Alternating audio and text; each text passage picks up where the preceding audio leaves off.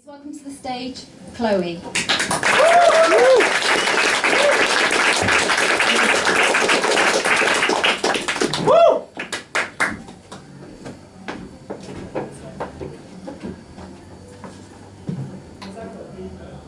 Picture a girl, maybe 19. She lives the kind of life girls from other worlds dream. She's completed school, now she's at uni, learning to be a lawyer, fancies George Clooney. She's independent, she's confident and free, has a lovely boyfriend, he gave her a key. Her present is carefree, her future is bright. The only time that she's afraid is the odd walk home alone at night. Now picture another girl of a similar age, same time, same place, but somehow full of rage. For some reason she's lost, feels there's nowhere to belong, so she goes online, finds a religious song. She thinks she's found something to believe in, something for which to fight, not seeing that if it's such a secret, then it just cannot be right. Whilst girl number 1 goes home for Sunday roasts, girl number 2 withdraws from those who love her most. She escapes to a distant land where she receives training. She's given to an older man, her mind he's inflaming, and she looks up to him and the rest of the dusty clan. They've given her a purpose, they're hatching up a plan. Friday.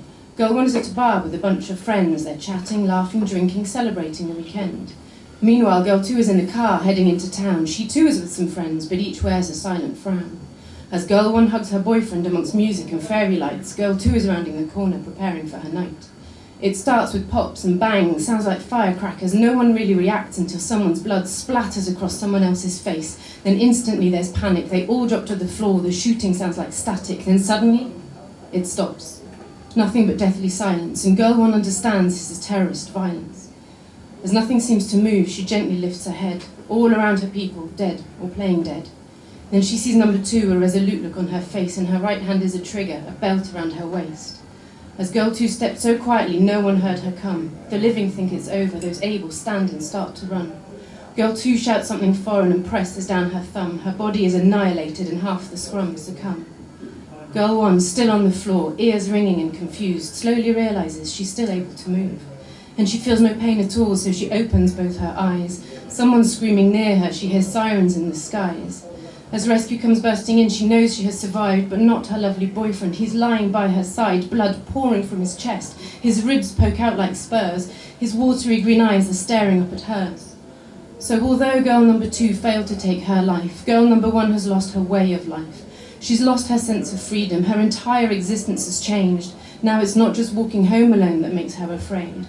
And we all now know a little of that fear as we walk our days and nights. But we mustn't stop living free. Our forefathers earned us those rights. Especially as fear is what they're after. Our fear is what makes them seem so strong.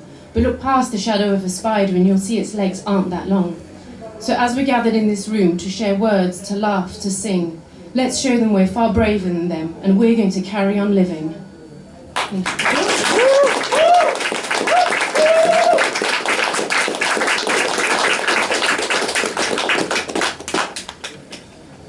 I'm supposed to be able to hold myself together whilst we've just had 2 incredibly emotive pieces.